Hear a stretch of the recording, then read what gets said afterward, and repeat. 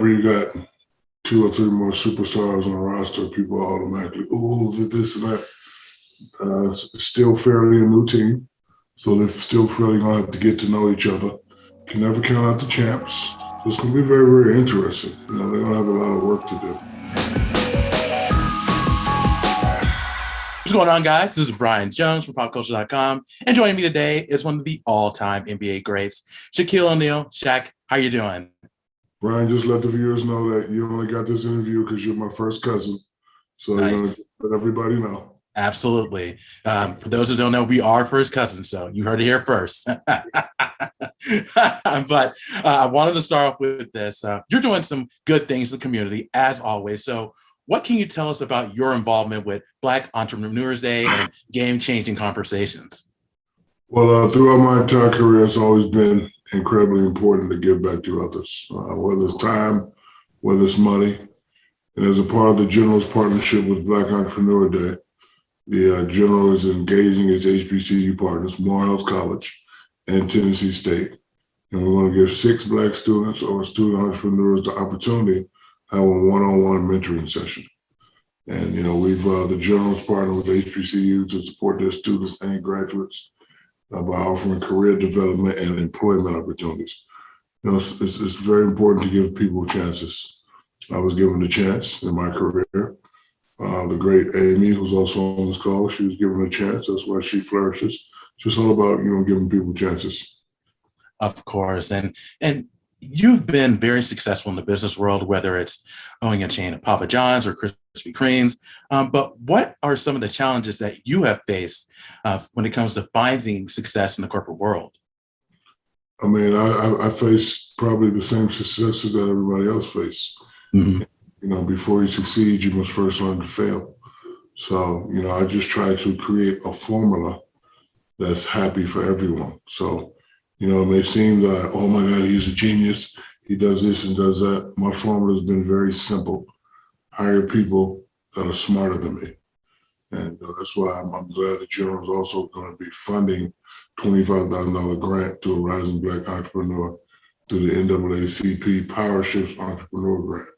But so when I mentor people, I would just basically teach them what has worked for me.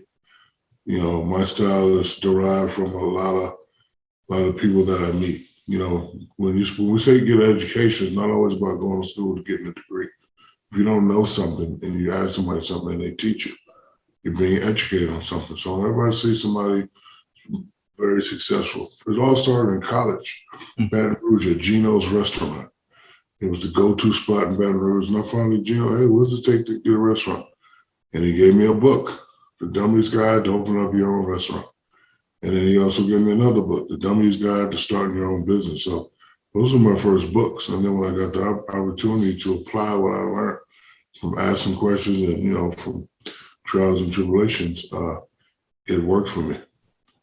And that actually, you answered my third question when it comes to giving advice to young entrepreneurs when it comes to finding success. So yeah, definitely you've done a lot. And I think for those who are going to listen to this interview, I think if they take that advice, I think they'll be successful as you. So I just wanted to say, congratulations on everything you've done in the community and in the business world. Thank you. This year, the General and Bleach Report, we surprised 3 Atlanta businesses with a break from financial challenges. We rewarded each business with a financial and emotional break. And I'd just like to thank the General. They was there for me when I was in college. That's why I'm partnering with them now. People, why the General? Why the General? Because before I was Shaq and the guy that had a lot of money, I was a guy that bought a $1,500 Bronco and I almost couldn't take it off the lot because I couldn't afford the insurance. But the General was there. Absolutely. So switching gears a little bit and talking about the NBA, the off season or the preseason has just started and regular season will start later on this month. And one of the bigger stories when it comes to the off season is the Lakers. They added Russell Westbrook and Carmelo Anthony to go along with LeBron James and Anthony Davis. And some are picking them to be the favorites to win the NBA title. But do you really think they have a legitimate shot to get back to the NBA finals? Whenever you got 2 or 3 more superstars on a roster, people automatically, oh, this and that. It's still fairly a new team, So they still feel they're going to have to get to know each other. Can never count out the champs. Brooklyn's there. Golden State is back. So it's going to be very, very interesting. You know, they're going to have a lot of work to do. I think their only two, their biggest tasks are, can they manage the egos and can they stay injury-free? Yeah, that's going to be the biggest key. And I know you're going to be talking a lot about the Lakers and all the NBA teams on Inside the NBA. But you've been on the show for about 10 years. How long do you see yourself being a part of Inside the NBA? As long as they'll have me. Who knows? Yeah. They may one day say, hey, we need to go younger and decide to do something else. That's why it's always just good to have something to fall back on. So, you know, a lot of advice I give to young entrepreneurs is it's important to be true who you are and just carve your own path. And, you know, look for opportunities that are authentic to who you are as a person. Mm-hmm. And another TNT show that you've appeared on is AEW Dynamite. And there's always been talks about you and Paul White getting together. And I talked to Paul White earlier probably in the summer, and he called you jokingly a scaredy-cat. So do you have anything to say to Paul White about a possible match down the road? It has to be done in Newark, New Jersey. In my hometown in Newark, I'll do it. Yeah. Because you saw what I did to Cody. Yeah. Oh, yeah, absolutely. See, I took it easy on Cody because he's a little guy, but big guys, I don't take it easy on big guys. Paul Wall or whatever your name is.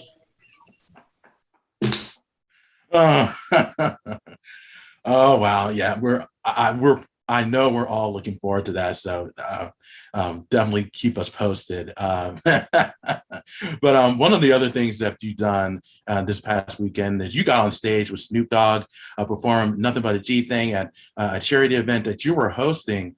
And you put together a successful music career back in the 90s. Do you want to get back in the music industry more on a consistent basis, or is it something? My alter ego is a guy by the name of DJ Diesel who does shows at 40,000. Yeah. And so I am in the music scene, just not behind the mic, but behind the wheels of steel, like we're supposed to be. And I DJ dubstep and EDM, and that's fun. So, you know, that it's the only thing that can match the feeling of the NBA Finals. Mm-hmm. That's really interesting. Yeah, I can definitely see that. And the last question for me before I let you go is one of the other things you did in the 90s is appear in the movie Steel, part of the DC universe unofficially. But one of the interesting things about that is you were one of the first Black actors to portray a comic book character at the time. So would you like to get back into the DC universe or in the Marvel universe down the road?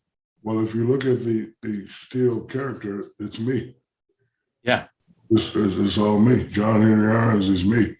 You know, when we did the movie, I would have liked to have those Iron Man effects, but, you know, we did the movie in the early 90s and, you know, technology wasn't as it is now, but I would love to be able to do a redo of that and have, you know, same effects that they use in the movies that they use now.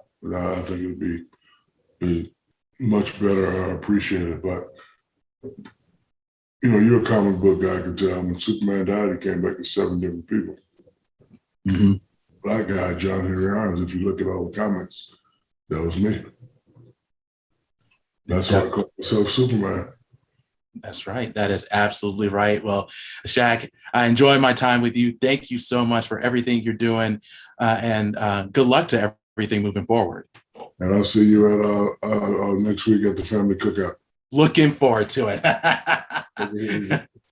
All right, guys. Thank you so much again for joining us. And for more on Shaq and all your favorite sports stars, be sure to keep it locked right here on PopCulture.com.